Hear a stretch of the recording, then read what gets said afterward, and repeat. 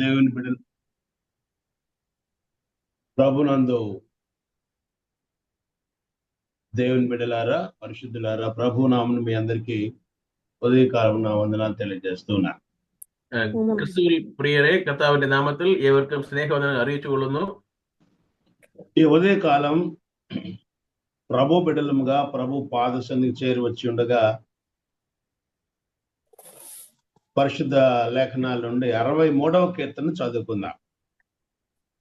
കർത്താവിന്റെ മക്കളായ നാം ദൈവസന്നിധിയിൽ കൂടിയിരിക്കുമ്പോൾ നമ്മുടെ അല്പനേര ചിന്തയ്ക്കായി 63ാം സംഗീതത്തെ നാം എടുത്തുകൊള്ളാം. 63ാം സങ്കീർത്തനം, Psalms 63. మొదటి 4 వచనాలు చదువుకుందాం. First 4 verses.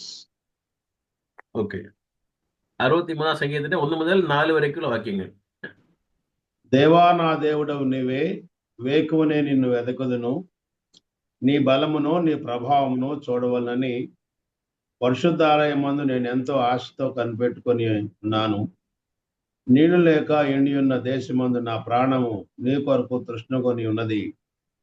నీ మీది ఆశ చేత నిన్ను చూడవలనని నా శరీరము కృషించుచున్నది.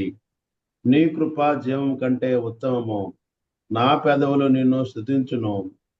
నా మంచం మీద నిన్ను జ్ఞాపకం చేసుకొని రాత్రి జాముని యందు నిన్ను ధ్యానించినప్పుడు ప్రభువు మెదడు దొరికినట్లుగా నా ప్రాణము తృప్తి పొందుచున్నది. ఉత్సహించి పెదవులతో నా నోరు నిన్ను గూర్చి గానం చేయుచున్నది. First 5 verses. ഓക്കെ. ദൈവമേ, നീ എന്റെ ദൈവം. അധികാലത്തെ ഞാൻ തന്നെ അന്വേഷിക്കും. വെള്ളമില്ലാത്ത ഉണങ്ങി വരണ്ട ദേശത്ത് എന്റെ ഉള്ളം നിനക്കായി ദാഹിക്കുന്നു, എന്റെ ദേഹം നിനക്കായി കാംക്ഷിക്കുന്നു. ഇങ്ങനെ നിന്റെ ഫലവും മഹത്വവും കാണേണ്ടതിന് ഞാൻ വിശുദ്ധ മന്ദിരത്തിൽ നിന്നെ നോക്കിയിരിക്കുന്നു. നിന്റെ ദയ ജീവനേക്കാൾ നന്നായിരുന്നു. എന്റെ അധരങ്ങൾ നിന്നെ സ്തുതിക്കും. എന്റെ ജീവകാലമൊക്കെയും ഞാൻ അങ്ങനെ തന്നെ വാഴ്ത്തും. നിന്റെ നാമത്തിൽ ഞാൻ എന്റെ കൈകളെ മലർത്തും. చదువుబడిన వాక్యమును ప్రభు మన కొరకై దీవించి ఆశ్రయించులాగున చిన్న ప్రార్థన చేద్దాం. വായിച്ച വേദഭാഗത്തെ ദൈവം നമുക്ക് അനുഗ്രഹിക്കുവാൻ നാം പ്രാർത്ഥിക്കാം. మహాపరిశుద్ధుడైన మా దేవ, ప్రేమగల మా తండ్రి, మీ ఘననామానికి స్తోత్రం చెల్లిస్తా ఉన్నాం. మహాపరిశుద్ధుడైన ഞങ്ങളുടെ ദൈവമേ, അങ്ങയുടെ വിലയേറിയ നാമത്തിൽ സ്തോത്രം ചെയ്യുന്നു. మీరు మాకు అనుగ్రహించిన గొప్ప రక్షణకై మొదటిగా సాగిలపడి మీకు స్తోత్రం చెల్లిస్తా ఉన్నాం. അങ്ങ് ഞങ്ങൾക്ക് നൽകിയ വിലയപ്പെട്ട രക്ഷയ്ക്കായി ഞങ്ങളെ സാഷ്ടാംഗമായി നന്ദി പറയുന്നു.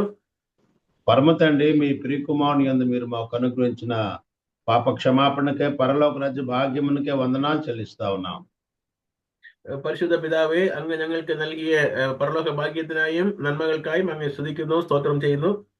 ఉదయకాలం మీరు మా ముందు ఉంచిన మీ యొక్క పరిశుద్ధమైనటువంటి లేఖన భాగాలకే స్తోత్రం చెల్లిస్తూ, ഈ പ്രഭാത സമയത്തിൽ ഞങ്ങൾക്ക് നൽകിയിരിക്കുന്ന വിശുദ്ധ വേദഭാഗത്തിനായി നന്ദി പറഞ്ഞുകൊണ്ട് అది దాగిన ఆత్మీయ సంగతిలో మా యొక్క ఆత్మీయ జీవితమునకు ప్రయోజనకరంగా బోధించమని, അതിൽ രേഖപ്പെടുത്തിയിരിക്കുന്ന ആത്മീയ സത്യങ്ങളെ ഞങ്ങളുടെ ആത്മീയ ജീവിതത്തിന് അനുഗ്രഹമായി പറഞ്ഞു തരണമെന്ന് ചോദിച്ചുകൊണ്ട് మీరు మాతో మాట్లాడుచుండగా శ్రద్ధగా మీ మాటలు ఆలకించడానికి, అర్థం చేసుకోవటానికి సహాయం దయచేయమని, അങ്ങ് ഞങ്ങളോട് സംസാരിക്കുന്ന വാക്കുകളെ ശ്രദ്ധയോടുകൂടെ മനസ്സിലാക്കുവാൻ സഹായിക്കണമെന്ന് ചോദിച്ചുകൊണ്ട് మా రక్షకుడైన క్రీస్తు ప్రభు పరిశుద్ధమైన నామన స్తుతులు చెల్లించి ప్రార్థించున్నాం తండ్రి. ഞങ്ങളുടെ രക്ഷിതാവായ യേശു ക്രിസ്തു നാമത്തിൽ സ്തുതിയോടും സ്തോത്രത്തോടും കേൾക്കുന്നു പിതാവേ, ఆమేన్. ആമേൻ. పిల్లరా, మనం చదువుకున్న కీర్తన దావీదు కీర్తన. പ്രിയമുള്ളവരെ, നാം വായിച്ച സങ്കീർത്തനം ദാവീദിന്റെ സങ്കീർത്തനം. ఈ కీర్తనలో 11 వచనాలు ఉన్నాయి. അതിൽ 11 వాక్యങ്ങളുണ്ട്. ఈ 11 వచనాల్లో కూడా 3 శ్రేష్టమైన సంగతులు దావీదు వ్రాస్తూ ఉన్నాడు. ഈ 11 വാക്യങ്ങളിൽ 3 പ്രാമുഖ്യമായ കാര്യങ്ങളെ ദാവീദ് എഴുതുന്നു. దావీదు అనగా మనం ఎరుగుదుము, ఆయన గురించి బైబిల్ చెప్తున్న సాక్ష్యం, అతడు నా ఇష్టానుసారుడైన మనుష్యుడని. ദാവീദ് എന്ന വ്യക്തിയെ കുറിച്ച് ബൈബിൾ നൽകുന്ന സാക്ഷി, അവൻ എന്റെ ഹൃദയത്തിന് ഒത്തവൻ എന്ന് നാം വായിക്കുന്നു. దేవుని చిత్తమంతా నెరవేర్చే విధేయుడైనటువంటి నమ్మకమైనటువంటి దాసుడుగా దావీదు మనకు కనిపిస్తాడు. കർത്താവിന്റെ ഹിതമൊക്കെയും നിറവേറ്റുന്ന വിശ്വസ്തനായ ഒരു മനുഷ്യനായിരിക്കുന്നു ദാവീദ്. దావీదు నేటి విశ్వాసకి సాదృశ్యంగా ఉన్నాడు. ദാവീദ് ഈ നാളുകളിൽ ഒരു വിശ്വാസിക്ക് സാദൃശ്യമായിരിക്കുന്നു. దావీదు రాసిన కీర్తనలు అన్ని కూడా అవి అనుభవపూర్వకమైనటువంటి కీర్తనలు. ദാവീദ് എഴുതിയ സങ്കീർത്തനങ്ങൾ എല്ലാമേ അനുഭവത്തിൽ നിന്ന് എഴുതിയതായിരിക്കുന്നു. ఆయన అనుదిన జీవితంలో తన అనుభవ సాక్ష్యాలను కీర్తనలో పొందుపరిచాడు. ഓരോ ദിവസത്തിന്റെ അനുഭവങ്ങളെ സാക്ഷ്യങ്ങളെ സങ്കീർത്തനങ്ങളായി രേഖപ്പെടുത്തിയിരിക്കുന്നു. పౌలు భక్తుడైతే తన పత్రికల్లో ప్రభువు తెలియచేసినటువంటి సంగతులు ఆయన వ్రాస్తూ ఉన్నాడు. അപ്പോസ്തലനായ പൗൽ എഴുതിയ ആ ലേഖനങ്ങളിൽ കർത്താവ് തന്നോട് പറഞ്ഞ കാര്യങ്ങൾ എഴുതിയിരിക്കുന്നു. పరలోకపు సంగతులు, సంఘ సత్యాలు ఇట్లాంటి విషయాలు ప్రభు బోధించగా వ్రాస్తూ ఉన్నాడు. പരലോകത്തിന്റെ സത്യങ്ങൾ, സഭയുടെ സത്യങ്ങളെല്ലാം കർത്താവ് തനിക്ക് പറഞ്ഞു കൊടുത്തതെല്ലാം എങ്ങനെ എഴുതി തന്നിരിക്കുന്നു. అందుకే పౌలుని మనం వేదాంత జ్ఞాని అంటాం. അതുകൊണ്ട് നാം അപ്പോസ്തലനായ പൗലോസിനെ വേദജ്ഞാനി എന്ന് നാം പറയുന്നു. పౌలు చేసే ప్రార్థనలు కూడా చాలా ఆత్మీయంగా ఉంటాయి. അപ്പോസ്തലനായ പൗലോസ് ചെയ്യുന്ന പ്രാർത്ഥനകളിലും ആത്മീയ കാര്യങ്ങൾ ഉണ്ട്. ఆయన చేసిన ప్రార్థనలో ఎక్కడ కూడా శరీర సంబంధమైన లౌకికమైనటువంటి విషయాల గురించి ఆయన ఎప్పుడు ప్రార్థన చేయాల. തന്റെ പ്രാർത്ഥനകളെ നാം ശ്രദ്ധിക്കുമ്പോൾ എവിടെയും ശരീരപ്രകാരമായ ലോകപ്രകാരമായ കാര്യങ്ങളെ കുറിച്ച് പ്രാർത്ഥിച്ചതില്ല. పౌలు చేసిన ప్రార్థనలు అవి ఆత్మ సంబంధమైన ప్రార్థనలు. പൗലോസിന്റെ പ്രാർത്ഥനയെല്ലാം ఆత్మీయമായ ప్రార్థనകളായിരിക്കുന്നു. అదే రీతిగా పిల్లలు మనం జ్ఞాపకం చేసుకుంటే దావీదు కూడా ఈ భూలోకంలో జీవించినప్పుడు తాను చేసిన ప్రార్థనలు కూడా ప్రభు సన్నిధికి చేరేవిగా ఆత్మ సంబంధమైనవిగా ఉంటాయి. ദാവീദിന്റെ പ്രാർത്ഥനകളെ നാം പരിശോധിക്കുമ്പോഴും ആത്മീയമായ കർത്താവിന്റെ സന്നിധിയെ കുറിച്ചുള്ള പ്രാർത്ഥനകളെ നാം കാണുന്നു. పౌలు వేదాంత జ్ఞాని అయితే దావీదు మరి అనుభవ జ్ఞాని అని అనుకోవచ్చు. అనుభవ జ్ఞాని. പൗലോസിനെ വേദജ്ഞാനി എന്ന് പറഞ്ഞാൽ ദാവീദിനെ അനുഭവജ്ഞാനി എന്ന് നാം പറയുവാൻ സാധിക്കും. తన అనుదిన జీవితంలో జరిగిన సంభవాల అనుభవాలతో తన కీర్తనలను ఆయన రచించాడు. സങ്കീർത്തനങ്ങളെ എഴുതിയതെല്ലാം നാം വായിക്കുമ്പോൾ തന്റെ അനുദിന ജീവിതത്തിൽ നടന്ന കാര്യങ്ങളെ സങ്കീർത്തനങ്ങളായി എഴുതിയിരിക്കുന്നു. మనం చదువుకున్న ఈ కీర్తన 63వ కీర్తనలో తన యొక్క ప్రభువుతో తనకున్నటువంటి సంబంధాన్ని, తాను నమ్మిన తన ప్రభు తనకి ఏమై ఉన్నాడో 3 మాటలు రాస్తూ ఉన్నాడు. കർത്താവിനോട് കൂടെ തനിക്കുള്ള സംബന്ധത്തെയും തന്റെ കർത്താവിനെ വെളിപ്പെടുത്തുന്ന 3 വാക്കുകളെയും ഈ സങ്കീർത്തനത്തിൽ അവൻ എഴുതിയിരിക്കുന്നു. 63వ కీర్తనలో మొదటి 4 వచనాల్లో దావీదు యొక్క ఆశ చూస్తాం. David's Dzire. 1 മുതൽ 4 വരെയുള്ള വാക്യത്തിൽ ദാവീദിന്റെ ആഗ്രഹത്തെ നാം കാണുന്നു. తర్వాత 5 నుంచి 6 వరకు చూస్తే దావీదు యొక్క ఆనందాన్ని చూస్తాం. 5ഉം 6ഉം വാക്യങ്ങളിൽ ദാവീദിന്റെ സന്തോഷം, ആനന്ദത്തെ കുറിച്ച് നാം കാണുന്നു. మొదటి అంశం ఇంగ్లీష్ లో డేవిడ్స్ డిజైర్. ഇംഗ്ലീഷിൽ നാം വായിക്കുമ്പോൾ 1 മുതൽ 4 വരെ ഡേവിഡ്സ് ഡിസയർ എന്ന് നാം പറയുന്നു. David's desire in verses 1 to 4. 1 മുതൽ 4 വരേക്കും ആ കാര്യങ്ങൾ നാം കാണുന്നു. 5 నుంచి 6 వరకు డేవిడ్స్ డిలైట్. 5ഉം 6ഉം వాక్యങ്ങളിൽ അത് ദാവീദിന്റെ ആഗ്രഹം, ഡിലൈറ്റ് എന്ന്. దావీదు యొక్క ఆనందం. ദാവീദിന്റെ സന്തോഷം. 7 నుంచి 11 వరకు దావీదు యొక్క ఆశ్రయం. 7 മുതൽ 11 വരെയുള്ള വാക്യത്തിൽ വായിക്കുമ്പോൾ ദാവീദിന്റെ ആശ്രയം നാം കാണുന്നു. ఆ మూడో అంశం ఇంగ్లీష్ లో డేవిడ్స్ డిఫెన్స్. മൂന്നാമതായി അത് ഇംഗ്ലീഷിൽ പറഞ്ഞെങ്കിൽ ഡേവിഡ്സ് ഡിഫెన్స్. క్లుప్తంగా ఈ యొక్క కీర్తన ఇలాగా మనం విభజించుకోవచ్చు. ഇങ്ങനെ ചുരുക്കമായി ഈ സങ്കീർത്തനത്തെ നാം പിരിക്കുവാൻ സാധിക്കും. David's desire, David's delight, David's defence. David's desire, David delight, David defence. 3 വാക്കുകൾ ഇംഗ്ലീഷിൽ നാം കാണുന്നു. తెలుగులో దావీదు యొక్క ఆశ, దావీదు యొక్క ఆనందం, దావీదు యొక్క మరి ఆశ్రయం. ആ മൂന്ന് കാര്യങ്ങൾ: ഒന്ന് ദാവീദിന്റെ ആഗ്രഹം, దావీదుന്റെ సంతోషం, దావీదుന്റെ ఆశ్రయం. కాబట్టి ఈ మూడు విషయాలు కూడా దావీదుకు తన దేవుడు తనకు ఏమై ఉన్నాడో ఈ యొక్క అంశాల ద్వారా మనకు తెలియజేస్తూ ఉన్నాడు.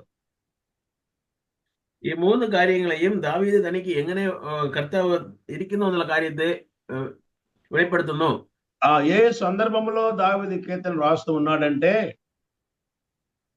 ഈ സങ്കീർത്തനത്തെ എഴുതുന്ന ആ സാഹചര്യത്തെ നാം നോക്കിയാൽ ఆ కీర్తనకి పైన హెడ్డింగ్ చూస్తే ఆయన యూదా అరణ్యంలో ఉన్నప్పుడు దావీదు కీర్తన రాశాడట. അതിന്റെ ഹെഡിങ്ങിൽ മുകളിൽ നാം നോക്കുമ്പോൾ യൂദയുടെ അരണ്യത്തിൽ അവൻ ഇരിക്കുമ്പോൾ ഈ സങ്കീർത്തനം എഴുതിയിരിക്കുന്നു.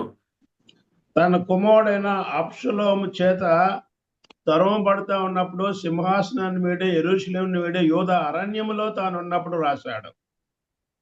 അവൻ തന്റെ മകനെ ഭയന്ന് ഓടുന്ന സമയത്തിൽ അവൻ യൂദയുടെ കാട്ടിൽ ഇരുന്ന് എഴുതുന്ന ആ സങ്കീർത്തനമായി കാണുന്നു. కాబట్టి తాను అరణ్యంలో ఉండి తన ప్రభువును జ్ఞాపకం చేసుకుంటూ ఈ కీర్తన రాస్తూ ఉన్నాడు. അവൻ കാട്ടിൽ ഇരുന്നാലും അവിടെ നിന്ന് ദൈവത്തെ ഓർമ്മിച്ചുകൊണ്ട് ഈ പാട്ട് എഴുതുന്നു. తన చుట్టూ ఉన్న పరిస్థితులు ఎలాంటివైనా కానీ తన హృదయంలో ప్రభు ఉన్నాడన్న సంగతి ఈ కీర్తన ద్వారా మనకు అర్థమవుతా ఉన్నది. തന്റെ ചുറ്റിയുള്ള സാഹചര്യങ്ങൾ എങ്ങനെയിരുന്നാലും തന്റെ ഹൃദയത്തിൽ കർത്താവ് ഉണ്ടെന്നുള്ള കാര്യം ഈ സങ്കീർത്തനത്തിൽ നാം മനസ്സിലാക്കുന്നു. ఎలాంటి ప్రమాదకరమైన పరిస్థితులు, ఎలాంటి విషమకరమైన పరిస్థితులు మన చుట్టూ ఉన్నా కానీ ప్రభువు మన హృదయంలో ఉన్నప్పుడు మనం కూడా ఇలాగనే పలుకుతాం. ഇതുപോലെ തന്നെ നമ്മുടെ ഹൃദയത്തിൽ കർത്താവ് ഇരുന്നുവെങ്കിൽ നാമും ബലപ്പെടുന്നു, വളരുന്നു. దావీదు పలికిన ఈ మూడు మాటలు కూడా మనకు కూడా ఒక ఆత్మీయ ప్రేరేపణనిస్తా ఉన్నాయి. ദാവീദ് പറഞ്ഞ ഈ മൂന്ന് വാക്കുകളും ആത്മീയ ജീവിതത്തിൽ നമുക്ക് വളരെ ധൈര്യം തരുന്ന വാക്കുകളായിരിക്കുന്നു. మన కొరకే శిలువలో ప్రాణం పెట్టి మనం వెదకి రక్షించిన మన ప్రభు మనకు ఆయన ఇదే రీతిగా ఇలాంటి అనుభవం ఇచ్చేవాడుగా ఉన్నాడు. നമുക്കായി ജീവൻ നൽകി നമ്മെ രക്ഷിച്ച കർത്താവ് നമുക്ക് ഇതുപോലത്തെ അനുഭവത്തെ നടത്തുന്നവരായിരിക്കുന്നു. అయితే ఈ మూడు అంశాలు మనం క్లుప్తంగా ధ్యానం చేద్దాం. ഈ മൂന്ന് ഭാഗങ്ങളെയും നാം ചുരുക്കമായി ധ്യാനിക്കാം. మొదటిగా దావీదు ఆశ. ഒന്നാമതായി ദാവീദിന്റെ ആഗ്രഹം. ఆయన ఎలాంటి ఆశ కలిగి ఉన్నాడో మనం ఎలాంటి ఆశ కలిగి ఉండాలో ధ్యానం చేద్దాం. അവൻ എന്തെന്ത കാര്യങ്ങളിൽ ആഗ്രഹമുള്ളവരായിരിക്കും, നമ്മുടെ ആഗ്രഹം എന്തൊക്കെ എന്നുള്ള കാര്യം നാം ചിന്തിക്കാം. రెండవ భాగంలో దావీదు ఆనందం, ఉత్సాహం ఉంది. 5వ వచనం 2వ వచనంలో ఉత్సాహ పెదవులతో నా నోరు నిన్ను గూర్చి గానం చేయుచున్నది అనే వాక్యాన్ని చూస్తాం. ఉత్సాహం అంటే ఆనందం. രണ്ടാമതായി തന്റെ ആനന്ദത്തെ കുറിച്ച് വായിക്കുമ്പോൾ തന്റെ അധരങ്ങളിൽ കർത്താവിനെ ഉത്സാഹത്തോടുകൂടെ തുതിക്കുന്നതെയും സ്തോത്രം ചെയ്യുന്നതിനെ കുറിച്ച് ഞാൻ വായിക്കുന്നു. మొదటి భాగం ఆనందం, రెండవ భాగం మొదటి భాగం ఆశ, రెండవ భాగం ఆనందం. ഒന്നാമതായി ദാവീദിന്റെ ఆగ్రహం, రెండవదాయి അവന്റെ సంతోషం. మూడో భాగానికి వచ్చేసరికి అక్కడ మనము దావీదు తన ఆశ్రయాన్ని గురించి చెప్తా ఉన్నాడు. ఆ ఆశ్రయాన్ని బట్టి ఆయన అతిశయిస్తూ ఉన్నాడు. മൂന്നാം ഭാഗത്തിൽ തന്റെ ആശ്രയത്തെ കുറിച്ച് പറയുന്നു, അതിനെ കുറിച്ചുള്ള വിവരങ്ങളെയും അതിൽ രേഖപ്പെടുത്തുന്നു. కాబట్టి మూడవ భాగం మనం ఇలాగా హెడ్డింగ్ పెట్టుకున్నాం, మన అతిశయం. മൂന്നാമതായി നാം എഴുതണമെങ്കിൽ അത് നമ്മുടെ അതിശയം എന്ന് എഴുതുവാൻ സാധിക്കും. 11వ వచనంలో ఆ మాట ఉన్నదండి. రాజు దేనిని బట్టి సంతోషించును, ఆయన తోడని ప్రమాణం చే ప్రతివాడును అతిశయిల్లును అని ఉన్నది. അവിടെ 11ാം വാക്യത്തിൽ നാം വായിക്കുന്നു, അവന്റെ കർത്താവിന്റെ രാജാവ് ദൈവത്തിൽ സന്തോഷിക്കും, അവന്റെ നാമത്തിൽ സത്യം ചെയ്യുന്നവരെല്ലാം പുകഴും. కాబట్టి ఈ ఉదయకాలం మూడు విషయాలు. ఒకటి ఆశ, ఆనందం, అతిశయం. അതുകൊണ്ട് ഈ പ്രഭാത സമയത്ത് നമ്മുടെ ധ്യാനത്തിനായി 3 വാക്കുകളെ നാം എടുത്തുകൊള്ളാം. ഒന്ന് ആഗ്രഹം, സന്തോഷം, അതുപോലെ ആശ്രയം. సరే, మనం ఆనందం ఏమై ఉండాలో ధ్యానం చేద్దాం. നമ്മുടെ ആനന്ദം, സന്തോഷം എങ്ങനെ ഇരിക്കണമെന്ന് ചിന്തിക്കാം. అంతకుముందు మన మొదటి అంశం మన ఆశ ఏమై ఉండాలో ధ్యానం చేద్దాం. അതിന് മുൻപായി പ്രാരംഭമായി ചിന്തിച്ച് നമ്മുടെ ആഗ്രഹത്തെ കുറിച്ച് നാം ചിന്തിക്കാം. ఈ లోకంలో మనము ప్రభు బిడ్డలుగా జీవిస్తూ ఉండగా ఈ లోకంలో మనము పరదేశులము, ఏ దేశంలో మనం యాత్రికులము. పరదేశులముగా యాత్రగా మనం జీవిస్తూ ఉండగా ప్రభువారు మనలను నిరంతరము ఆయన తన వాక్యంతో బలపరిచేవాడుగా ఉన్నాడు. നാം ഈ ലോകത്തിൽ പരദേശികളെ പോയിരിക്കുന്നു, ബലഹീനരായിരിക്കുന്നു. എങ്കിലും നമുക്ക് കർത്താവിന്റെ ആശ അതിനെ നമ്മെ ബലപ്പെടുത്തിക്കൊണ്ടേ വരുന്നു. ఆయన బిడ్డలుగా మనం ఈ భూలోకంలో జీవిస్తూ ఉండగా మన ఆశ ఏమై ఉండాలంటే ఆయన సన్నిధిని మనం నిరంతరము కోరుకునే వారంగా ఉండాలి. ലോകത്തിൽ നാം നിരന്തരമായി ജീവിക്കുന്നില്ല എങ്കിലും നമ്മുടെ ആഗ്രഹം കർത്താവിന്റെ സന്നിധിയിൽ നിരന്തരമായി ഇരിക്കണം എന്നുള്ളതായിരിക്കണം. ఈ దావీదే 17వ కీర్తనలో తన ఆశ ఏంటో తెలియజేస్తూ ఉన్నాడు. ഇതേ ദാവീദ് തന്റെ ആഗ്രഹത്തെ 17ാം സംഗീതത്തിൽ ഇപ്രകാരം രേഖപ്പെടുത്തുന്നു. 17వ కీర్తనలో మనం జ్ఞాపకం చేసుకుంటే దావీదు తన యొక్క ఆశను తెలియజేస్తూ ఉన్నాడు. 15ാം സങ്കീർത്തനത്തിൽ തന്റെ ആഗ്രഹത്തെ കുറിച്ച് അവിടെ രേഖപ്പെടുത്തുന്നു. దావీదు తాను నిరంతరం కూడా ప్రభు సన్నిధిలో కనిపెట్టుకొని ఉండాలని దావీదు ఆశపడుతున్నట్లుగా మనకు దావీదుని జ్ఞాపకం చేసుకుంటాం. അവിടെ ദാവീദ് എപ്പോഴും ഇരിക്കണം എന്നുള്ള കാര്യത്തെ അവൻ ആഗ്രഹിച്ചതിനെ കുറിച്ച് നാം കാണുന്നു. అది 27వ కీర్తన 4వ వచనంలో చూద్దాం. അത് സങ്കീർത്തനം 27:4 നാം കാണുന്നു. నేను చదువుతా ఉన్నాను. 27వ కీర్తన 4వ వచనం. యెహోవా వద్ద ఒక వరం అడిగి తిని దాన్ని నేను వెదకుచున్నాను. యెహోవా ప్రసన్నతను చూచుటకును ఆయన ఆలయంలో ధ్యానించుటకును నా జీవితకాలం అంతా నేను యెహోవా మందిరంలో నివసింపగోరుచున్నాను అని అంటా ఉన్నాడు. അവിടെ കർത്താവിനോട് കൂടെ അവൻ അപേക്ഷിച്ച കാര്യത്തെ ജീവകാലമെല്ലാം കർത്താവിന്റെ ആലയത്തിൽ പാർക്കേണ്ടത് ആകുന്നു എന്ന് തന്റെ ആഗ്രഹത്തെ അറിയിച്ച് നാം കാണുന്നു. ఆ భాగంలో దావీదు తన ఆశ ఏంటో తెలియజేస్తున్నాడు. తన జీవితకాలం అంతయు కూడా ఎక్కడ ఉండాలని కోరుకుంటూ ఉన్నాడంటే in the presence of the lord. അവന്റെ ആഗ്രഹത്തെ ഇവിടെ പറയുന്നു. അതിന്റെ സാരാംശം എന്ത് എന്ന് ചോദിച്ചാൽ അവൻ ജീവകാലമെല്ലാം കർത്താവിന്റെ സന്നിധിയിൽ ഇരിക്കണം എന്നുള്ള ഒറ്റേ ആഗ്രഹമുള്ളവനായി അവൻ ഇരിക്കുന്നു. కనుక నీవు నేను కూడా ప్రభు సన్నిధిని నిత్యము కోరుకునే వారముగా ఉండాలి. അതുകൊണ്ട് നിങ്ങളും ഞാനും ലോകത്തിൽ കർത്താവിന്റെ സന്നിധിയിൽ ആശ്രയിക്കുന്നവരെ നാം ആഗ്രഹിക്കുന്നവരെ നാം കാണപ്പെടണം. ఆయన సన్నిధి బహు విలువైనది. കർത്താവിന്റെ സന്നിധി അത് വിലപ്പെട്ടതായിരിക്കുന്നു. ఆయన సన్నిధి ఆశీర్వాదాలకు మూలమైన కేంద్రమైనటువంటి సన్నిధి. കർത്താവിന്റെ സന്നിധി സകല ആശീർവാദങ്ങൾക്കും കേന്ദ്രമായിരിക്കുന്ന പ്രാമുഖ്യമായ ഒരു സ്ഥലമാകുന്നു. ఆయన సన్నిధిలో ఆనంద సంతోషాలు కలవని 16వ కీర్తనలో రాస్తూ ఉన్నాడు. കർത്താവിന്റെ സന്നിധിയിൽ ആനന്ദ സന്തോഷം ഉണ്ട് എന്നുള്ളത് 16ാം സങ്കീർത്തനത്തിൽ നാം വായിക്കുന്നു.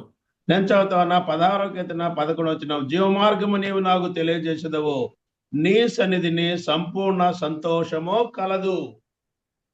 16ാം സങ്കീർത്തനത്തിന്റെ 11ാം വാക്യത്തിൽ നാം ഇപ്രകാരം വായിക്കുന്നു. ജീവന്റെ വഴി നീ എനിക്ക് കാണിച്ചു തരും, നിന്റെ സന്നിധിയിൽ സന്തോഷപൂർണതയും നിന്റെ വലത്ത് ഭാഗത്ത് എന്നും പ്രമോദമും ഉണ്ട്. ఆయన సన్నిధిలో సంపూర్ణ సంతోషం కలదు. ఆయన సన్నిధిలో మనము నేర్చుకోవడానికి ఆత్మీయ పాఠాలు దొరికే స్థలం అది ఆయన సన్నిధి. നാം കർത്താവിന്റെ സന്നിധി എന്ന് പറയുമ്പോൾ അവിടെ നാം കടന്നുപോയി കർത്താവിന്റെ ശബ്ദം കേൾക്കുന്നതും ആത്മീയ സത്യങ്ങൾ പഠിക്കുന്നതുമായ സ്ഥലമായി. దావీదు ఆశ ఏమిటంటే ఈ 27వ కీర్తనలో ఆయన సన్నిధిని నిత్యము జీవించాలని.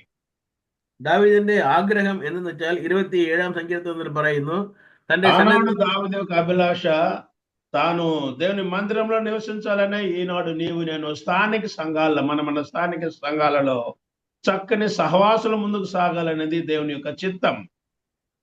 വായിച്ചത് മാത്രമല്ല, നാം നമ്മുടെ സ്ഥലം സഭകളിൽ നിലനിന്ന് കർത്താവിനായി പ്രയോജനപ്പെടുന്ന കർത്താവിന്റെ ഹിതമാകുന്നു. ఆనాడు దేవుని మందిరం దేవాలయం, ఈనాడు దేవుని సంఘం.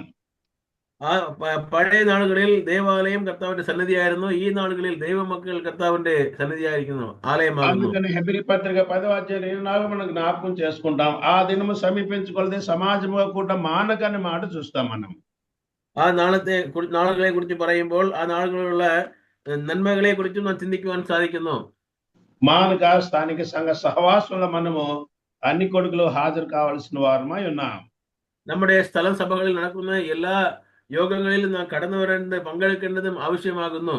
ఒకటి దావీదు ఆశ నీవు నేను కలిగి ఉండి ఆయన సన్నిధిని నిత్యము ప్రేమించి అక్కడ మనము ఆ సన్నిధిని దర్శించాలని మన ప్రభు చేత నేర్పించబడతా ఉన్నాం. ഒന്ന് ദാവീദിന് ദൈവത്തിനോടുള്ള ആഗ്രഹം തന്റെ സന്നിധിയിൽ വസിക്കുന്നതും തന്റെ മഹത്വം കാണേണ്ടതും തന്റെ ആഗ്രഹമാകുന്നു. రెండవది మనము దేని మీద ఆశ కలిగి ఉండాలో చూద్దాం. 119వ కీర్తన 20వ వచనం చూద్దాం. 119 Psalm 119. ఓకే, సంకీర్తన 119 20 verse 20. 20వ వాక్యం. అక్కడ మనం జ్ఞాపకం చేసుకుంటే రాస్తున్న మాట, నీ న్యాయ విధుల మీద నాకు ఎడతెగని ఆశ కలిగి ఉన్నది, దాని చేత నా ప్రాణము క్షీణించుచున్నది. Uncle verse uncle please. 119 Psalm 119 verse 20. സങ്കീർത്തനം 119:20. നിന്റെ വിധികൾക്കായുള്ള നിത്യ വാഞ്ച കൊണ്ട് എന്റെ മനസ്സ് തകർന്നിരിക്കുന്നു.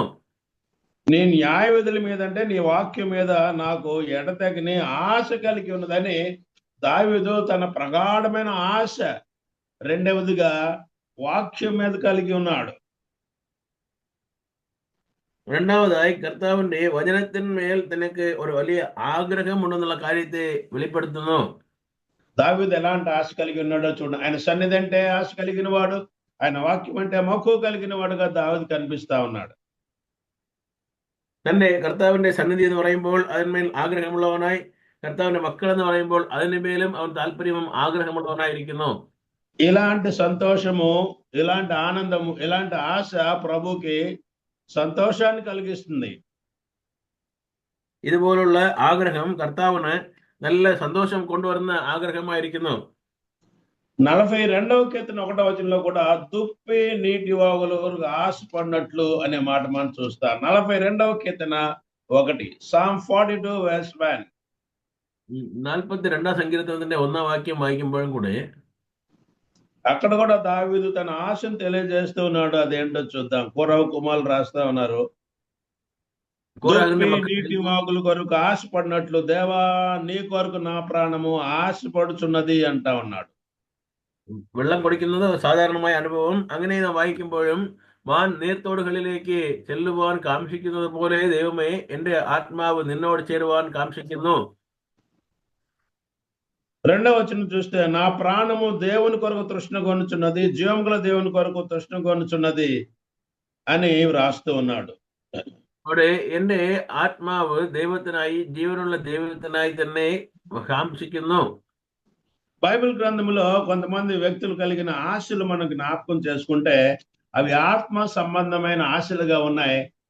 అలాంటి ఆశ మనం కలిగి ఉండాలని ప్రభు తెలియజేస్తూ ఉన్నాడు. അങ്ങനെ കർത്താവിന്റെ മേലുള്ള ആഗ്രഹമുള്ളവനായി ഇരിക്കുന്നതിനെ കർത്താവ് നല്ലതുപോലെ മനസ്സിലാക്കുന്നു എന്നുള്ള കാര്യം അവൻ പറയുന്നു. దావీదు ఆశను చూశాం. అదే రీతిగా ఈ యొక్క ఉదయకాలం ఇశ్రాయేలు చిన్నదాని యొక్క ఆశను చూద్దాం. చూడండి ఆమె ఆశ ఏమిటో. ദാവീദിന്റെ ആഗ്രഹത്തെ കുറിച്ച് നാം വായിച്ചു. ഇസ്രായേൽ ജനങ്ങളുടെ ആഗ്രഹം എന്തെന്ന് നാം വായിക്കാം. 2వ రాజుల గ్రంథం 5వ అధ్యాయంలో వ్రాయబడిన మాట, അത് 12ാം അധ്യായത്തിൽ രേഖപ്പെടുത്തുന്ന വാക്യം 2 Kings chapter 5 verse 3. രാജാക്കന്മാർ 2ാം പുസ്തകം 5ാം അധ്യായത്തിന്റെ 3ാം വാക്യം നമ്മുടെ കാണുന്നു. ఆ ఇశ్రాయేలు చిన్నది అని హృదయంలో ఉన్న ఆశ ఏంటో చూద్దాం. అది షోమ్రోలు నున్న ప్రవక్త దగ్గర నా ఏలిలో ఉండవాలని నేను ఎంతో కోరుచున్నాను. അവിടെ ഇസ്രായേൽ മക്കൾ രാജാക്കൻ 2ാം പുസ്തകം 5ാം അധ്യായം 3ാം വാക്യത്തിൽ എന്റെ ఇశ్రాయేలు చిన్నది సిరియా దేశంలో సైన్యాధిపతి అయిన నయమాను ఇంట ఆమె బానిసగా ఉండగా, ഇസ്രായേൽ ദേശത്തിൽ അവിടെ സൈന്യാധിപനായ ഈ നാഗമാന്റെ വീട്ടിൽ അവൾ ജോലിക്കാരെ നിൽക്കുമ്പോൾ తాను బానిసగా ఉన్నా కానీ తన యజమానుడైన నయమాను కుష్ఠరోగం కలిగి ఉంటే తాను స్వస్థత పొందాలని ఆమె హృదయంలో ఆశ కలిగి ఉన్నది. തന്റെ യജമാനൻ കുഷ്ഠരോഗത്തോടെ കൂടെ ഇരിക്കുമ്പോൾ തന്റെ ഹൃദയത്തിൽ ഒരു സമാധാനം ഇല്ല എന്നുള്ളതെ കുറിച്ച് അവൾ പറയുന്ന വാക്കുകളിൽ നിന്ന് മനസ്സിലാക്കുന്നു. ఆ యజమానుని కుష్ఠు పోవాలంటే మార్గం తెలియజేస్తూ ఉన్నది. യജമാനന് കുഷ്ഠം മാറണമെങ്കിൽ അതിനുള്ള വഴികളെ പറഞ്ഞു കൊടുക്കേണ്ടത് ആവശ്യമാകുന്നു. షోమ్రోన్లో ఉన్నటువంటి ఎలీషా దగ్గరకు తాను వెళితే ఆ దేవుని ప్రవక్త ఆయన కుష్టును పోగొడతాడనేటువంటి ఆ యొక్క సూత్రాన్ని, ఆ యొక్క సూక్ష్మమైనటువంటి మార్గాన్ని ఆయనకి తెలియజేస్తా ఉన్నది. അങ്ങനെ തന്റെ കുഷ്ഠരോഗം മാറുവാൻ ഈ കർത്താവിന്റെ ദാസൻ എലിശായോട് കൂടെ പോയി അവനുള്ള രോഗത്തെ വിവരം പറഞ്ഞ് അവൻ സുഖമാകുമെന്ന് ചിന്തിച്ചു കൊണ്ടിരിക്കുന്നു. వయసులో చిన్నదే కానీ ఆత్మీయతలో ఎదిగినదిగా, തന്റെ రక్షణలో ఎదిగినదిగా, ఆత్మ సంబంధిగా చిన్నది కనిపిస్తా ఉన్నది. ഈ കുട്ടിയെ കുറിച്ച് വായിക്കുമ്പോൾ തന്റെ വയസ്സ് ചെറുതായാലും ആത്മാവിൽ വളർന്നവളായി വലിയ ചിന്തകളുള്ളവളായി അവൾ ഇരിക്കുന്നു. మనము కూడా ఈ రీతిగా రక్షణలో ఎదుగుచుండగా దినదినము ఆత్మీయముగా ఎలాగా ఆలోచన చేసి శత్రుల క్షేమం కొరకు, ఇతరుల క్షేమం కొరకు మనము ఆశపడే వారంగా ఉండాలి. നമ്മളും ഇതുപോലുള്ള കാര്യങ്ങളിൽ മാത്രമല്ല നാം ആഗ്രഹിക്കുന്നവരായി നാം കാണപ്പെടണം. ఆ రీతిగా ఆ నయమాను ఎలీషా దగ్గరికి వెళ్ళడం, ఎలీషా మాటకు లోబడి తాను స్వస్థత పొందడం అనే సంగతి తర్వాత మనం చూస్తాం. അങ്ങനെ എലിശയുടെ അടുക്കൽ അവൻ പോകുന്നതും പോയത് മുഖാന്തരം സുഖം പ്രാപിച്ചതിനെ കുറിച്ചും സൗഖ്യം പ്രാപിച്ചു വായിക്കുന്നു. ఒకటి దావీదు ఆశ చూసాం, ഒന്നാമതായി ദാവീദിന്റെ ആഗ്രഹത്തെ കുറിച്ച് നാം കണ്ടു. రెండవది ఇశ్రాయేలు చిన్నదాని యొక్క ఆశ చూసాం, രണ്ടാമതായി ഇസ്രായേലിലുള്ള ആ കൊച്ചു കുട്ടിയുടെ ബാല്യക്കാരിയുടെ ആഗ്രഹത്തെ കണ്ടു. మూడవది కోరహు కుమారుల ఆశ చూద్దాం. చూడండి 84వ కీర్తనలో. മൂന്നാമതായി കോരഹിന്റെ മക്കളുടെ ആഗ്രഹത്തെ 84 സങ്കീർത്തനത്തിൽ നിന്ന് കാണുന്നു. వారి ఆశ ఏమిటో చూద్దాం. 84వ కీర్తన. അവിടെ 84 സങ്കീർത്തനത്തിൽ അവരുടെ ആഗ്രഹത്തെ നാം കാണുന്നു. 10వ వచనం చూద్దాం. Psalm 84 verse 10. 10వ వాక్యത്തിൽ వాయిക്കുമ്പോൾ, నీ ఆవరణములో ఒక దినము కావుట 1000 దినముల కంటే శ్రేష్టము, భక్తిహీనుల గుడారం నివసించుట కంటే నా దేవుని మందిర ద్వారమునుంట నాకు ఇష్టము. അവിടെ 1000 നാളേക്കാൾ അങ്ങയുടെ ആലയത്തിൽ വസിക്കുന്ന ഒരേ നാൾ നല്ലത് എന്ന് പറയുന്ന ഒരു വാക്കിനെ നാം കാണുന്നു. కోరహు కుమారుల యొక్క ఆశ మనం చూస్తే దేవుని సన్నిధిని ఎంతగా ప్రేమిస్తూ ఉన్నారో మనకు అర్థమవుతా ఉన్నది. കോരഹ് പുത്രന്മാരുടെ ആഗ്രഹത്തെ കുറിച്ച് വായിക്കുമ്പോൾ കർത്താവിന്റെ സന്നിധിയെ കുറിച്ച് അവർ എത്രയോ నీ ఆవరణంలో ఒక దినము గడుట వెలుపట 1000 దినముల కలుట కంటే శ్రేష్టమైనటువంటి ఆత్మీయ అనుభవం కలిగిన వారుగా వారు కనిపిస్తా ఉన్నారు. അപ്പോ അവരുടെ ആത്മീയ കാര്യങ്ങളെ കുറിച്ചും അതിന്റെ ആഗ്രഹത്തെ കുറിച്ച് ചിന്തിക്കുമ്പോൾ നമ്മേക്കാൾ ശ്രേഷ്ഠമായ രീതിയിൽ അവർ കാണുന്നു. వారి తండ్రి భక్తిహీనుడే కానీ తన భక్తిహీన క్రియలను బట్టి దేవుని చేత మొత్తబడి చనిపోయాడు. కానీ కుమారులైతే రక్షణ మార్గం ఎరిగిన వారే, ప్రభుని ఎరిగిన వారే, ప్రభునందు వారు ఆనందిస్తూ ఉన్నారు. അവിടെ കോരഹ് പുത്രന്മാരെ പറയുന്ന വാക്കുകളെ നമുക്ക് ശ്രദ്ധിക്കുമ്പോൾ രക്ഷ പ്രാപിച്ചവർ, രക്ഷയുടെ മാർഗം അറിഞ്ഞവർ തന്നെ അതിൽ സന്തോഷിക്കുന്നവരായി കാണപ്പെടുന്നു. వారు ఆశ్చర్యుడు, నా దేవుని మందిర ద్వారముల నుంచి నాకు ఇష్టం అంటా ఉన్నారు. അവിടെ ప్రభువుന്റെ ഹിതപ്രകാരം അവർ പ്രവർത്തിക്കുന്നതിനെ കുറിച്ച് നാം കാണുന്നു. మూడవదిగా మనం జ్ఞాపకం చేసుకుందాం. ఒకటి దావీదు ఆశ, రెండవది చిన్నదాని ఆశ, ఇశ్రాయేలు చిన్నదాని ఆశ, మూడవది కోరహు కుమారుల ఆశ, నాలుగవది పౌలు ఆశ చూద్దాం. పౌలు ఆశ. നാലാമതായി അപ്പോസ്തലനായ പൗലോസിന്റെ ആഗ്രഹത്തെ കുറിച്ച് നാം കാണുന്നു. ఫిలిప్పీ పత్రిక 1వ అధ్యాయంలో చూద్దాం. ఫిలిప్పీ లేఖనం 1వ అధ్యాయത്തിന്റെ 3వ వాక్యం. అక్కడ పౌలు రాస్తున్నాడు ఫిలిప్పీ పత్రిక ఫిలిప్పీ సంఘానికి రాస్తూ, బ్రతుకుట క్రీస్తే చావైతే లాభం అని అంటా ఉన్నాడు. അവിടെ ജീവിക്കുന്നത് ലാഭം, ക്രിസ്തു മരിക്കുന്നത് ലാഭം എന്ന് പറയുന്നു. 21 నుంచి verse 21. నా మట్టుకైతే బ్రతుకుట క్రీస్తే చావైతే లాభం అని అంటా ఉన్నాడు. verse 21. 1వ అధ్యాయത്തിന്റെ 21, ഫിലിപ്പി ലേഖനം 1వ അധ്യായത്തിന്റെ 21వ വാക്യത്തിൽ നാം വായിക്കും, జీవిക്കുന്നത് క్రిస్తు, మరిക്കുന്നത് లాభం. నేను బ్రతికైనా ప్రభు నా ఆయుష్ను పొడిగించాడా, జీవితకాలాన్ని పొడిగించాడా, నేను ప్రభు కొరకే జీవిస్తా. ജീവിക്കുന്ന നാളുകളിൽ കർത്താവിനായി ജീവിക്കണമെന്നുള്ള കാര്യത്തിൽ അവൻ ഉറപ്പുള്ളവനായിരിക്കുന്നു. లేకుంటే ఈ లోకంలో సోమరిగా నేను ఉండను, ప్రభు దగ్గరికి వెళ్ళటం నాకు ఇష్టమని అంటా ఉన్నాడు. ഈ ലോകത്തിൽ നാം പ്രവർത്തിക്കാത്തവരായിരിക്കുന്നെങ്കിൽ കർത്താവ് നമ്മെ ഇഷ്ടമില്ല എന്ന് പറയുന്ന ഒരു അനുഭവത്തിലേക്ക് നാം കടന്നു പോകേണ്ടിയിരിക്കും. ఈ లోకంలో నేను జీవించే జీవితము ప్రభు మహిమ కొరకే ఆయన యొక్క సాక్షిగా జీవించడానికి ఇష్టపడతా ఉన్నా, లేని ఎల్ల ప్రభు దగ్గరికి వెళ్ళడమే నాకు ఇష్టం అంటా ఉన్నాడు. ഈ ലോകത്തിൽ ജീവിക്കുന്ന നാളുകളിൽ കർത്താവിനെ സാക്ഷികളായി കർത്താവ് മഹത്വമുള്ളവരായി ജീവിക്കേണ്ടതല്ലാതെ നാം ఒకవేళ నా ജീവിക്കുന്ന ప్రభు పొడిగించాడా, మీ క్షేమం కొరకే నేను బతికుంటా అని కూడా అక్కడ రాస్తూ ఉన్నాడు పౌలు. അവിടെ പൗലപ്പോസ്തലൻ പറയുമ്പോൾ ഞാൻ എനിക്കായല്ല നിങ്ങളുടെ നന്മയ്ക്കായി ഞാൻ ജീവിച്ചിരിക്കുന്നു എന്നുള്ള വാക്ക് അവൻ പറയുന്നത് കാണുന്നു. నా కొరకు నేను జీవించడం కాదు కానీ నేను ప్రభు కొరకు జీవిస్తానని అంటా ఉన్నాడు. നാം നമ്മുടെ ഹിതപ്രകാരം അല്ല കർത്താവിനായി ജീവിക്കുന്നവരായി കാണപ്പെടണം. ఇలాంటి ఆశను గురించి, ఇలాంటి ఆత్మ సంబంధుల ఆశను గురించి సామెతల్లో ఒక మాట ఉన్నదండి, ఆ మాట చూద్దాం. ഇതുപോലുള്ള ആഗ്രഹത്തെ കുറിച്ച് സദൃശ്യവാക്യങ്ങളിൽ ഒരു വാക്ക് നാം കാണുന്നു. 10వ అధ్యాయం 28, Proverbs chapter 10 verse 28. സദൃശ്യവാക്യങ്ങൾ 10:28 നാം വായിക്കുമ്പോൾ అక్కడ రాయబడిన మాట, അവിടെ ഇങ്ങനെ വായിക്കുന്നു, నీతిమంతుల ఆశ సంతోషం పుట్టించును. നീതിമാന്മാരുടെ പ്രത്യാശ സന്തോഷമാകുന്നു. నీతిమంతులు అంటే రక్షణ పొందినవారు, పాప క్షమాపణ పొందినవారు. നീതിമാന്മാരെന്ന് പറയുമ്പോൾ രക്ഷിക്കപ്പെട്ടവർ, പാപക്ഷമ പ്രാപിച്ചവർ. ప్రభులో ఉన్నవారు నీతిమంతులు. ക്രിസ്തുവിൽ ജീവിക്കുന്നവർ അവർ നീതിമാന്മാരായിരിക്കുന്നു. విశ్వాసులుగా మనం ఎలాంటి ఆశ కలిగి ఉంటే, దావీదు వంటి ఆశ, ఇశ్రాయేలు చిన్నదాని వంటి ఆశ, కోరవ కుమారుల వంటి ఆశ, పౌలు వంటి ఆశ మనం కలిగింటే ప్రభు సంతోషించేవాడుగా ఉన్నాడు. ഇതുപോലെയുള്ള ആഗ്രഹം നമുക്ക് ഇരിക്കുമെങ്കിൽ ദാവീദിന്റെ ആഗ്രഹത്തെ പോലെ, ആ ചെറിയ കുട്ടിയുടെ ആഗ്രഹത്തെ പോലെ, കോരഹപുത്രന്മാരുടെ ആഗ്രഹം, അപ്പോസ്തലനായ പൗലിന്റെ ആഗ്രഹം പോലെ ഇരുന്നാൽ കർത്താവിന്റെ മഹത്വവും സന്തോഷവും ഉണ്ടാകും. ఆ రీతిగా జీవించడానికి ప్రభు మనకు సహాయం దయచేయను గాక. അതിനായി കർത്താവ് നമ്മെ സഹായിക്കട്ടെ. రెండో అంశానికి వెళ్తే 67వ కీర్తన రెండో అంశం ఏంటంటే దావీదు యొక్క ఆనందం.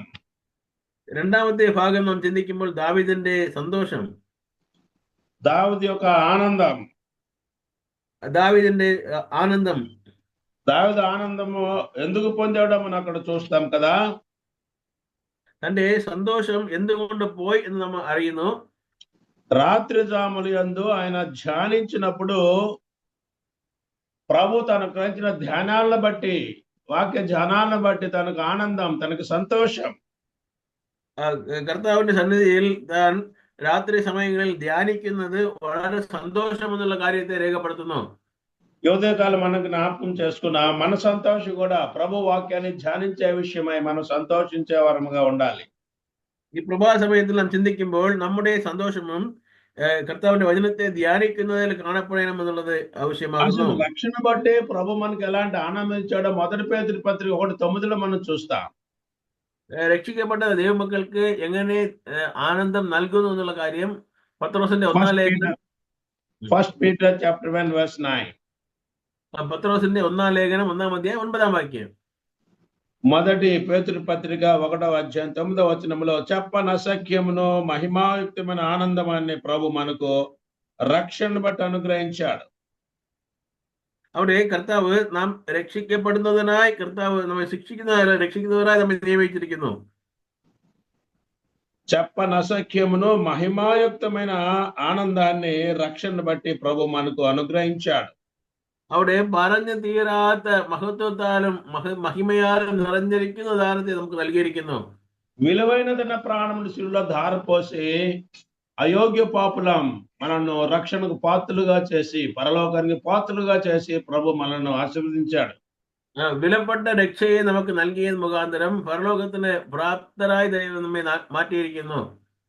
ఆ పరిశుద్ధైన ప్రభు వారు మన కొరకే, మనం నీతిమంతులుగా తీర్చబడ్డగా ఆయన మన కొరకే పాపముగా చేయబడ్డాడని 2 కొరింథీ 5లో మనం జ్ఞాపకం చేసుకుంటాం. കൊരിന്ത്യർക്കെഴുതിയ 2-ാം ലേഖനം 5-ാം അധ്യായം 21-ാം വാക്യം വായിക്കുമ്പോൾ നമ്മെ നീതിമാന്മാരായി മാറ്റുമ്പോൾ നമ്മുടെ പാപങ്ങളെ മാറ്റുന്നതിനായി കർത്താവ് പാപമായി എന്ന് അവിടെ വായിക്കുന്നു. ఆ ప్రభు వారు కలువరిశిలో మన కొరకే ప్రాణార్పణముగా తను తాను అర్పించుకున్న ద్వారా నీకు నాకు గొప్ప రక్షణ దొరికింది. നമ്മുടെ രക്ഷിതാവായ യേശു ക്രിസ്തു കൽവരി ശിലുവയിൽ നമുക്കായി തന്നെ അർപ്പിച്ചു കൊടുത്തത് മുഖാന്തരം നിങ്ങൾ అందును బట్టి మనం ఆనందించాలి. അത് മുഖാന്തരം നാം ആനന്ദപ്പെടണം, സന്തോഷപ്പെടണം. లోకాసు వార్త 10:20లో కూడా ప్రభు అంటున్నాడు కదా, లోకాసు వార్త 10:20. ലൂക്കാ സുവിശേഷം 10-ാം അധ്യായത്തിന്റെ 20-ാം വാക്യം വായിക്കുമ്പോൾ అక్కడ శిష్యులు వచ్చి ప్రభు నీ వాక్యాన్ని బోధిస్తా ఉంటే దయాలు మాకు లోపడతా ఉన్నంటే ప్రభు అంటా ఉన్నాడు కదా, దయాలు మీకు లోపడుతున్న సంతోషం అది మీ పేర్లు పరలోక గ్రంథంలో జోగులో రాయబడ్డ కదా, మీరు సంతోషించండి అంటూ ఉన్నాడు.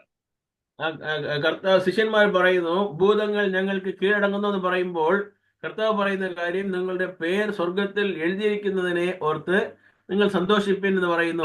తెలుగులో ఆ మాట ఇలాగున్నది, లోకాసు వార్త 10:20 ఆయనను దయ్యములు మీకు లోపడుచున్నవని సంతోషింపగా మీ పేర్లు పరలోకమందు వ్రాయబడి ఉన్నది సంతోషించుడి అని చెప్పాడు. എങ്കിലും ഭൂതങ്ങൾ നിങ്ങൾക്ക് കീഴടങ്ങുന്നതിലല്ല, നിങ്ങളുടെ പേർ സ്വർഗത്തിൽ എഴുതിയിരിക്കുന്നത്രേ సంతోషిప్పిൻ. కాబట్టి రక్షణ బట్టి మనం ఆనందించాలి. നമ്മുടെ രക്ഷയെ ഓർത്ത് നാം സന്തോഷിക്കണം. అది విలువైన రక్షణ, నిత్య రక్షణ, అది అమూల్యమైన రక్షణ. അത് വിലപ്പെട്ട രക്ഷ, അത് അമൂല്യ വിലയേറിയ രക്ഷയാകുന്നത്.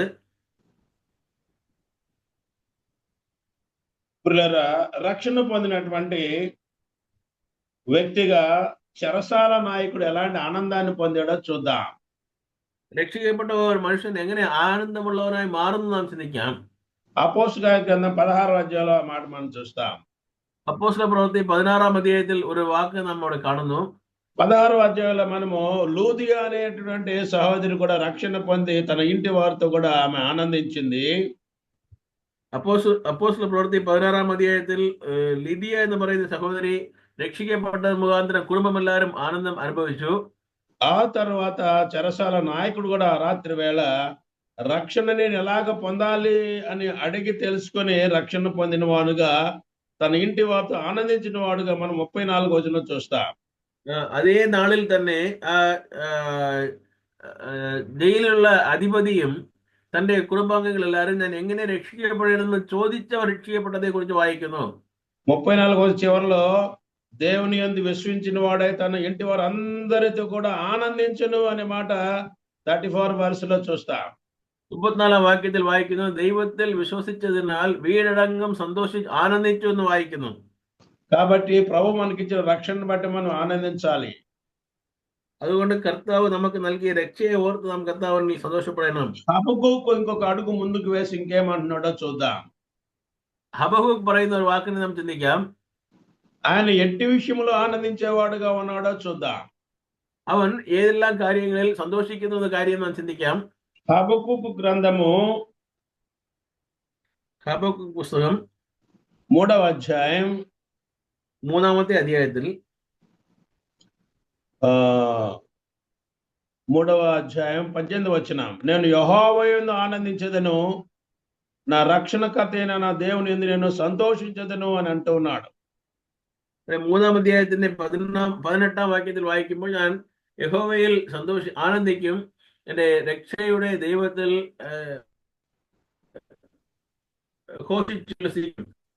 18వ వచనంలో హబక్కూకు తను ఆనందిస్తాను, సంతోషిస్తాను అంటూ ఉన్నాడు.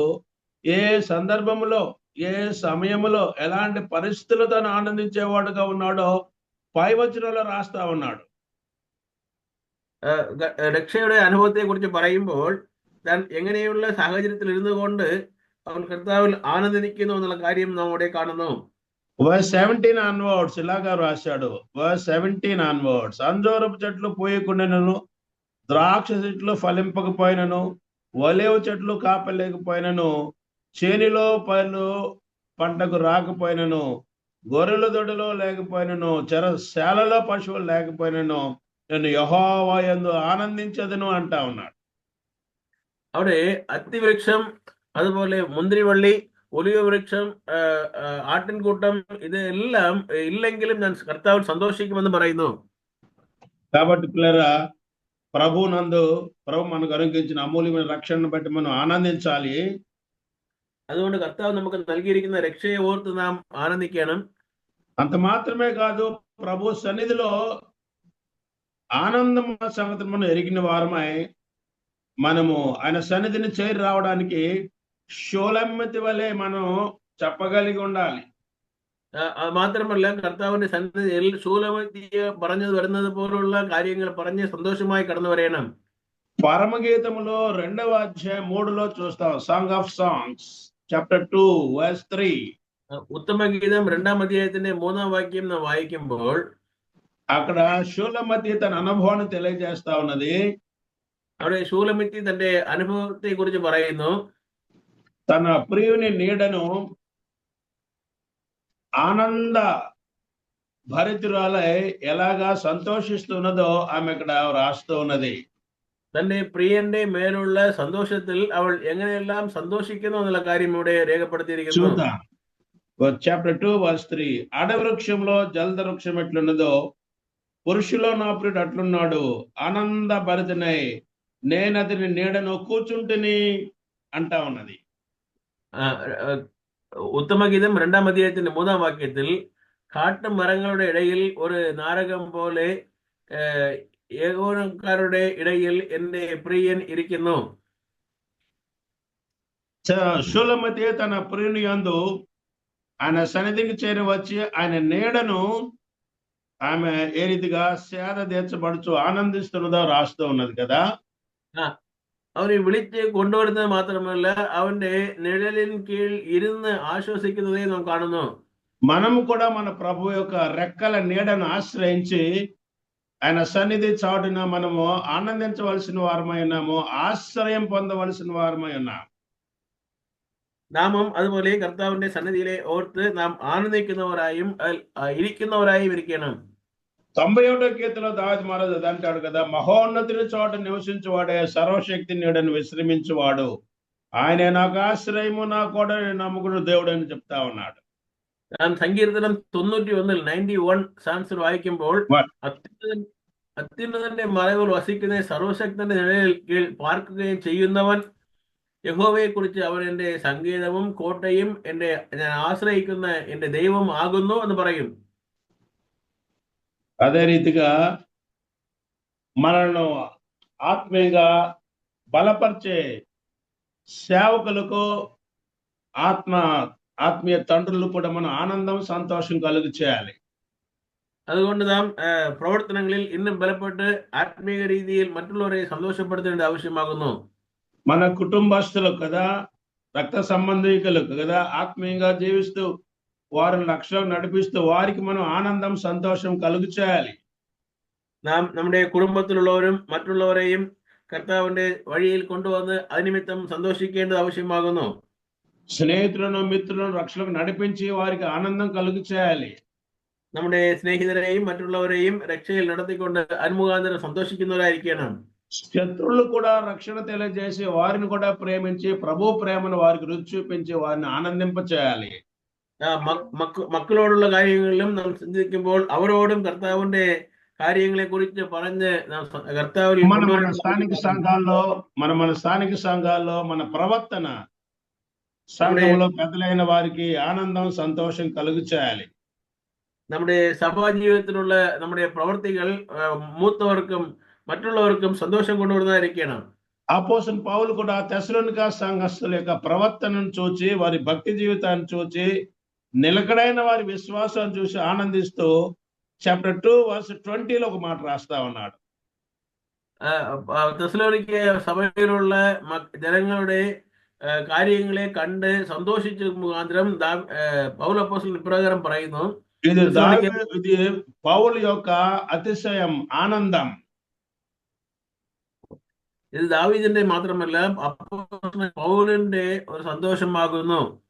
పౌలుకు ఈ ఆనందం అతిశయం కలిగించిన సంఘం కదా, ఎంత చక్కని ప్రవర్తన కలిగిన సంఘమో తెస్సలోనిక సంఘం. അത് എങ്ങനെയെല്ലാം കർത്താവിനായി പ്രവർത്തിച്ചുവോ എന്നുള്ളത് അറിയാൻ പാടില്ല. എങ്കിലും അങ്ങനെ പ്രവർത്തിച്ച ഒരു സഭ തെസ്സലോനിക്ക സഭ. చాప్టర్ 2 వర్స్ 20లో ఎట్లా ఉన్నది, నిశ్చయంగా మీరే మా మహిమయో ఆనందమునై ఉన్నారు. അവിടെ 2ാം അധ്യായത്തിന്റെ 20ാം വാക്യത്തിൽ നാം വായിക്കുമ്പോൾ അവിടെ ഞങ്ങളുടെ മഹത്വവും സന്തോഷവും നിങ്ങൾ തന്നെ എന്ന് അവിടെ വായിക്കുന്നു. వర్స్ 19 కూడా చదువుదాం. 19 ఏలయనగా మా నిరీక్షణను ఆనందమైనను అతిశయ కిరీటమైన ఏది? మన ప్రభు అయిన యేసుక్రీస్తు రాకడ సమయం మీరే అని అంటా ఉన్నాడు. 1 Thessalonians, అంటే 1 Thessalonians. തെസ്സലോനിക്കന്റെ 1-ാം പുസ്തകം 2-ാം അധ്യായം 19-20 വാക്യത്തിൽ വായിക്കുമ്പോൾ അവിടെ നിങ്ങൾ തന്നെ എന്റെ സന്തോഷവും കിരീടവുമായിരിക്കുന്നു എന്ന് പറയുന്നു. అన్ని విషయాలకు ప్రభు మీద ఆధారపడాలి.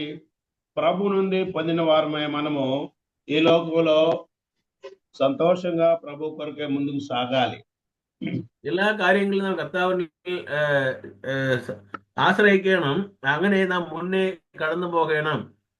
63వ కీర్తనలో దావీదు అనుభవాన్ని జ్ఞాపకం చేసుకొని మన ఆశ ఎలాగ ఉండాలో ధ్యానం చేశాం. 63-ാം സംഗീതത്തെ വായിച്ചപ്പോൾ നമ്മുടെ ആഗ്രഹം എങ്ങനെയിരിക്കണം ചിന്തിച്ചു.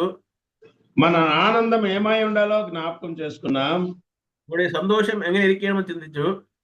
చివరిగా మన అతిశయం ఏమి ఉండాలో చూద్దాం. మన అతిశయం, നമ്മുടെ ആശ്രയം അത് എങ്ങനെ ഇരിക്കണമെന്ന് നാം ചിന്തിക്കാം. మన అతిశయం ఏమి ఉండాలో చూద్దాం. 1 కొరింథీ 1వ అధ్యాయం 31వ వచనం. 1 Corinthians chapter 1 verse 31. നമ്മുടെ അതിശയം എങ്ങനെയെന്ന് നാം ചിന്തിക്കാം. കൊരിന്ത്യർക്കെഴുതിയ 1-ാം ലേഖനം 1:31 വാക്യം. అక్కడ రాస్తూ ఉన్నాడు, అతిశయించువాడు ప్రభువునందే అతిశయించవలని రాయబడి ఉన్నది. അവിടെ കർത്താവിനെ കുറിച്ച് തന്നെ ఉన్నతമായി സംസാരിക്കണമെന്ന് നമ്മുടെ വായിക്കുന്നു. ఎందుకంటే మనకు అతిశయం అనుగ్రహించేవాడు, అలాంటి అనుభవాన్ని ఇచ్చినవాడు మన రక్షకుడైన క్రీస్తు ప్రభువారే.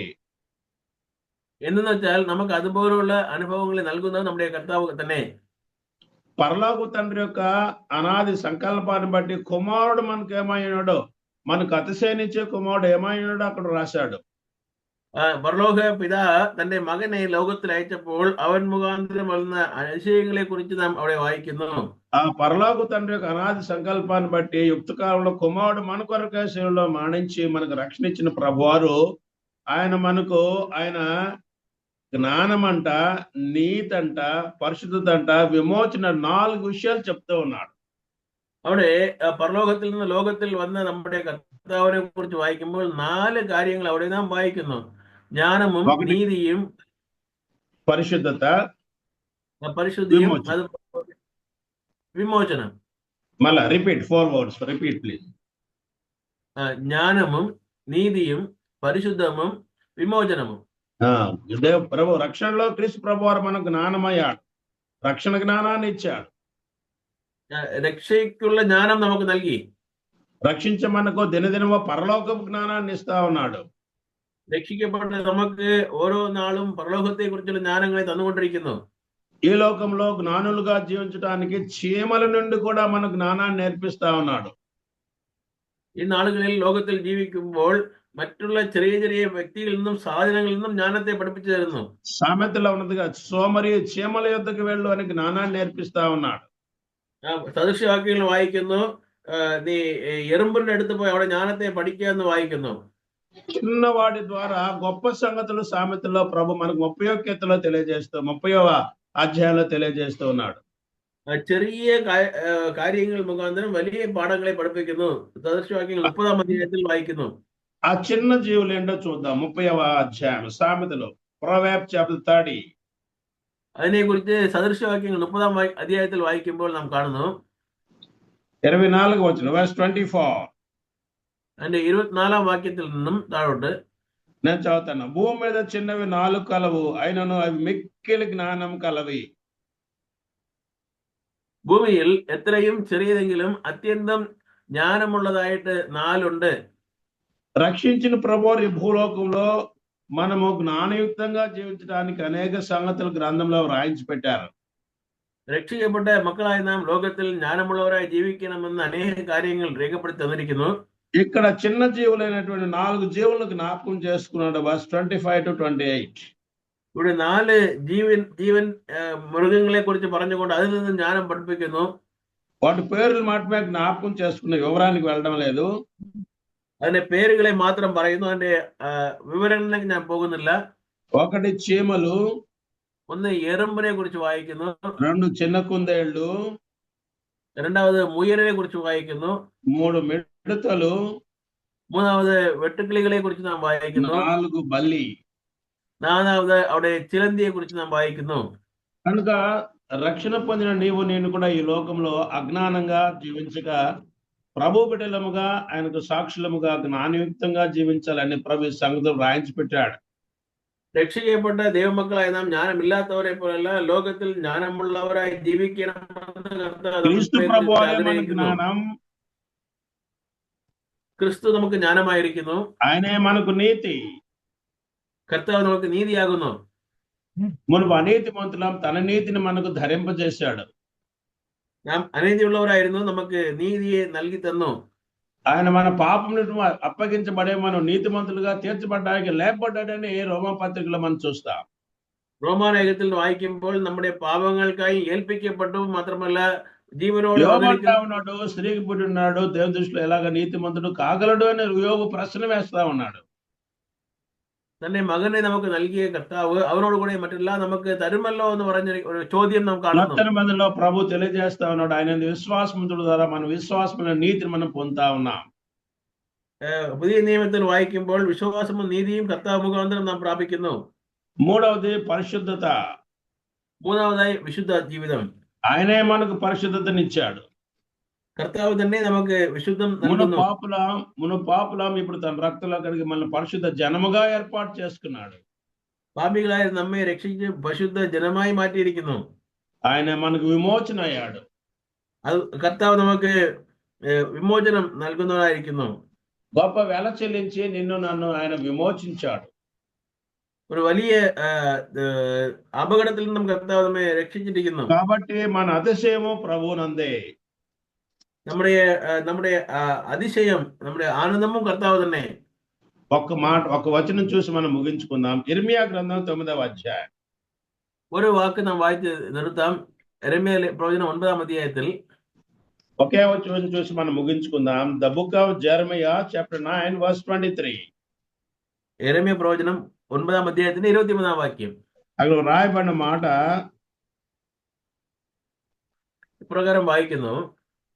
యెహోవా ఇలాగు సెలవిచ్చుచున్నాడు, జ్ఞాని తన జ్ఞానమును బట్టి, శూరుడు తన శౌర్యను బట్టి అతిశయింపకూడదు, ఐశ్వర్యవంతుడు తన ఐశ్వర్యను బట్టి అతిశయింపకూడదు. అతిశయించువాడు దేనిని బట్టి అతిశయింపవలనగా, భూమి మీద కృప చూపుచు నీతి న్యాయం జరిగించున్న యెహోవాను నేనే అని గ్రహించి నన్ను పరిశీలనగా తెలుసుకుని బట్టి అతిశయింపవలెను. అట్టి వాటిలో నేను ఆనందించువాడని యెహోవా సెలవిచ్చుచున్నాడు. 23-24 വാക്യത്തിൽ നാം പ്രശംസിക്കേണ്ടത് എന്തെല്ലാം വായിക്കുന്നു, മാത്രമല്ല എതിൽ പ്രശംസിച്ചാൽ കർത്താവ് സ്നേഹമായിരിക്കും, സന്തോഷമായിരിക്കും നാം വായിക്കുന്നു. అతిశయించే మనము ప్రభునందే అతిశయించాలి, కానీ നാം പ്രശംസിക്കുന്ന കർത്താവിൽ തന്നെ പ്രശംസിക്കണം മാത്രമല്ല, భౌతికమైన సంబంధమైన జ్ఞానాన్ని బట్టి, శౌర్యాన్ని బట్టి, ఆయా స్థితిగతులను బట్టి మనం అతిశయించకూడదు. നാം ലോകപ്രകാരമായ കാര്യങ്ങളല്ല, ആത്മീയ കാര്യങ്ങളിൽ തന്നെ നാം പ്രശംസിക്കണമെന്ന് വായിക്കുന്നു. కాబట్టి ప్రభు ఏమన్నా అతిశయం, കർത്താവിന്റെ പേര് അത് അതിശയം നാം വായിക്കുന്നു. యెహోవాను బట్టి మనం అతిశయించాలని 34వ కీర్తన 2లో వ్రాయబడి ఉన్నది.